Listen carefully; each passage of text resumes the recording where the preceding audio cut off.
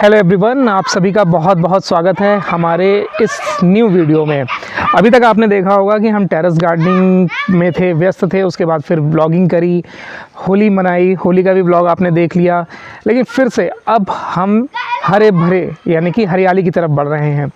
तो आज हम आपको एक ऐसा पेड़ या फिर पौधा या फिर आप कह सकते हैं औषधि दिखाने वाले हैं जो गुणों का भंडार है, और वो है मेरे बगल में। अगर आप इसकी हाइट देखेंगे, इसकी हाइट तो आपको भरपूर दिखाई देगी। अगर आप इसकी हाइट देखेंगे तो ये तो हाइट पर बहुत है, लेकिन ये एक ऐसा पौधा है जिसकी हाइट बहुत ज़्यादा ना भी हो तो भी ये फलों से लद जाता है। तो जैसा कि बहुत लोग इसको पहचान भी गए होंगे, आज हम बात करने वाले हैं सहजन की, मोरिंगा की, और इसे कई नामों से भी जाना जाता है।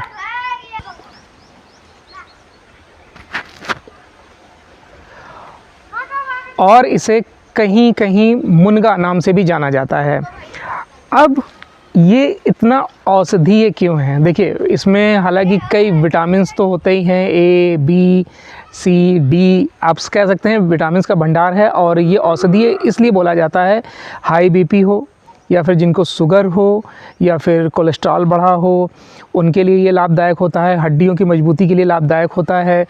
और आप कह सकते हैं कि कोई अगर बुखार ना उतर रहा हो और इसको अगर उबाल करके दे दिया जाए तो उसमें भी लाभ मिलता है। पेट की बीमारी हो, उसको अगर आप इसको उबाल कर उसके पानी को छान कर पीते हैं तो भी आपको बहुत फ़ायदा होता है। तो ये सब चीज़ें हैं, वही इसको एक औषधीय वृक्ष बना देती हैं। हाँ, हालांकि आपको ये भी बता दें कि इसे हम इंग्लिश में ड्रम स्टिक भी बोलते हैं, ड्रम स्टिक और ट्री। तो ये तो हमने बताया इसके औषधीय गुणों के बारे में। अब हम क्या इसे अपने टेरेस गार्डन पर लगा सकते हैं? क्या इसे एक छोटे से पॉट या गमले में लगा सकते हैं? तो इसका जवाब होगा हाँ, बिल्कुल लगा सकते हैं। इसके लिए बहुत गहरी जड़ की भी आवश्यकता नहीं है। हालांकि ये ज़मीन में लगा हुआ है इसलिए आपको इस लेंथ में दिखाई दे रहा है या फिर इस चौड़ाई में दिखाई दे रहा है, लेकिन आप इसको साधारण से छोटे से गमले में भी लगा सकते हैं और टेरेस गार्डन में भी इसको लगा सकते हैं। बहुत से यूट्यूबर्स ने लगा भी रखा है। हालांकि हमारे पास स्पेस की बहुत कमी है, इसलिए टेरेस गार्डन पर हम इसको अभी तक नहीं लगा पाए हैं। लेकिन जब यहाँ पर आए हम और इसको देखा, इसके फलों को, इसकी ग्रोथ को देखा, तो ऐसा ज़रूर लग रहा है कि हाँ, हम इसे अपने टेरेस गार्डन पर लगा सकते हैं। अब हम आते हैं इसको कब लगाना चाहिए, यानी कि इसको लगाने का सही समय क्या है। तो अगर हम देखें तो इसको लगाने का जो बिल्कुल सही परफेक्ट समय है वो है जुलाई से लेकर सितंबर तक, यानी कि आप कह सकते हैं वर्षा ऋतु। ठीक है, यानी कि जब बरसात होती है तब हम इसको आसानी से लगा सकते हैं और ग्रोथ बहुत अच्छी होती है इसकी। और हालांकि बरसात में लगाते हैं, लेकिन इसको बहुत ज़्यादा पानी की आवश्यकता नहीं है।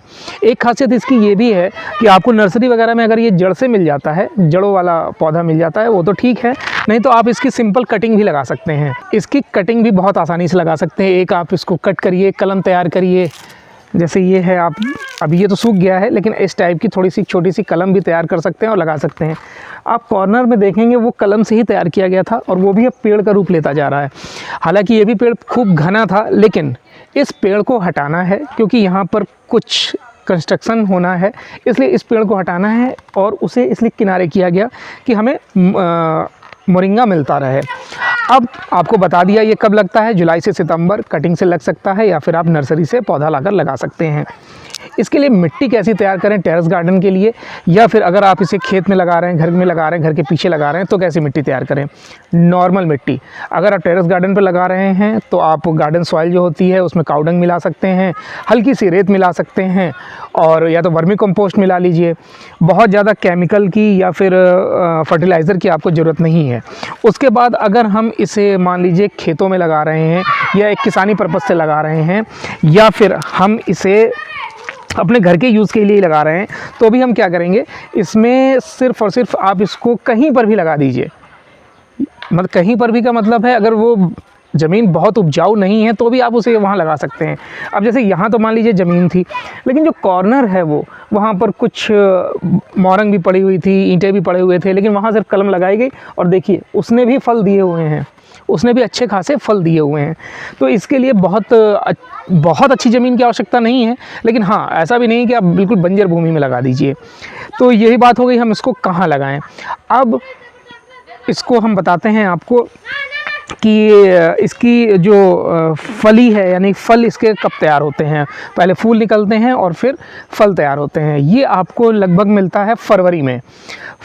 इस जनवरी से फरवरी के बीच आपको इसमें सफ़ेद रंग के छोटे छोटे फूल दिखाई देंगे और वो पत्तियों से ज़्यादा आपको फूल दिखाई देने लगेंगे। तब आप समझ लीजिए कि आपको मोरिंगा मिलने वाला है। इससे पहले जब हम यहाँ पर आए थे तो उस समय यही कंडीशन थी। पेड़ भी काफ़ी घना था, अब तो इसको इधर साइड से छांट दिया गया है, जैसा आप देख सकते हैं। इधर से भी टहनी को काटा गया है, वहाँ से भी। क्योंकि इस पेड़ को हमें हटाना है। अब हम आपको बताते हैं, जब ये फूल आते हैं उसके बाद फरवरी मार्च में इसमें हमें इस तरीके से, जिस तरीके से आप ये देख रहे हैं ना, पूरा मोरिंगा लदा हुआ है। पत्तियों से ज़्यादा आपको मोरिंगा दिखा है। इसमें छोटे छोटे मोरिंगा हैं, इसलिए आपको ये दिख रहा है, पत्तियां नहीं दिख रही हैं। तो यहाँ पर आप देख सकते हैं कि हमने मोरिंगा भी देख लिया और कब होता है ये भी आपको बता दिया। अब हम आते हैं कि इसकी तासीर कैसी होती है, यानी क्या इसे हम गर्मी सर्दियों में इसकी तासीर होती है गर्म, इसीलिए ये मई जून जुलाई इन सब में अवॉइड किया जाता है इसको, क्योंकि ये गर्म सब्जी मानी जाती है। और इसलिए ही सुझाव भी यही रहता है कि जिन्हें बहुत, तो इसकी तासीर के बारे में भी हमने जान लिया। और ये अगर हम बात करें इसको यूज़ कैसे किया जाता है, तो देखिए अब आपको ये दिखाते हैं, एक फली तोड़कर हम दिखाते हैं आपको।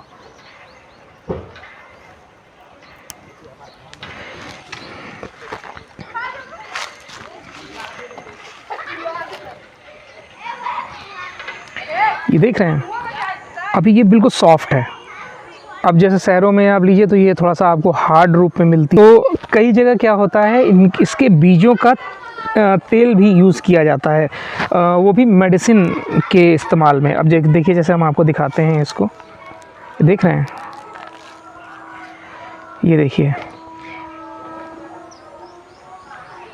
ये इसके बीज हैं।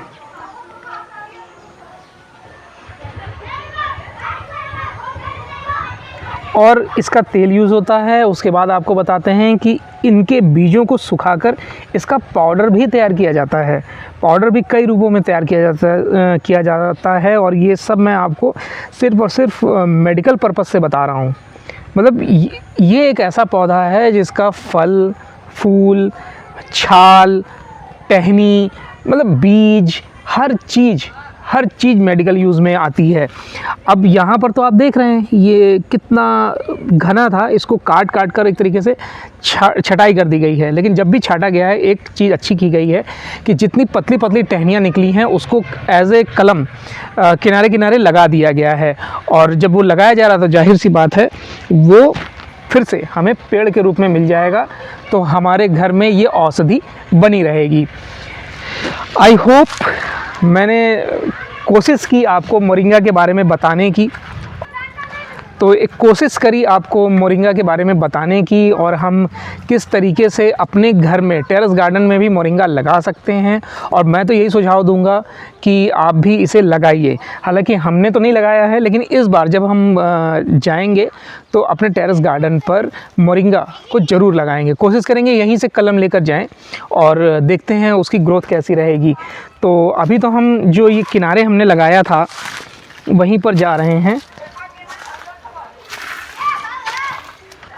ये देखिए, ये जो अब ये भी हालांकि पेड़ हो गया है, और देख रहे हैं आप यहाँ पर, इधर दिखाइए, यहाँ कोई प्रॉपर मिट्टी नहीं है। ये देखिए ईंटें इस तरीके से आपको दिखाई देंगे। तो इस तरीके से ईंटें रखे हुए हैं यहाँ पर। ऐसा नहीं है कि इसके लिए स्पेशल कोई मिट्टी तैयार की गई है। अगर आपको कहीं पर भी नर्सरी में मोरिंगा मिलता है तो लगाइए, लेकर लगा लीजिए, या फिर कहीं से आपको कलम उपलब्ध हो जाती है तो भी लगा लीजिए।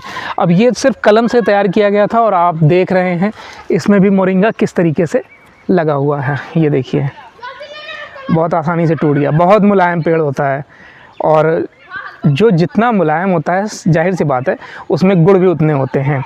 ये लाइफ का भी फंडा है, याद रखिएगा। तो इस वीडियो में हमने आपको पूरी कोशिश करी मोरिंगा के बारे में बताने की, सहजन के बारे में बताने की, ड्रम स्टिक के बारे में बताने की, और जो भी इसका नाम हर क्षेत्र में सहजना भी कहीं कहीं बोला जाता है।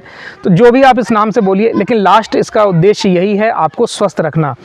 और अब ये आपको लगभग मार्केट में मिल भी रहा होगा, ये यहाँ तो घर में ही लगा हुआ है। आप इसको ज़रूर खाइए, यूज़ कई तरीके से आप इसकी सब्ज़ी बना सकते हैं, सूखी सब्ज़ी बना सकते हैं, रसेदार सब्ज़ी बना सकते हैं, या फिर इसे बॉयल कर छान कर पी सकते हैं। तो मैं उम्मीद करूँगा कि इस वीडियो को देखने के बाद आपका रुझान इस पौधे, इस पेड़ की तरफ ज़रूर जाएगा और आप अपने टेरेस गार्डन पर, घर में, घर के पीछे, या जो थोड़ा बहुत भी स्पेस है आपके पास, आप उसमें इसको ज़रूर लगाएंगे। तो ये वीडियो कैसा लगा, ये जानकारी कैसी लगी, ज़रूर बताइएगा। और आपको कौन से पौधों के बारे में जानकारी चाहिए, ये भी आप कमेंट के माध्यम से ज़रूर बताइएगा।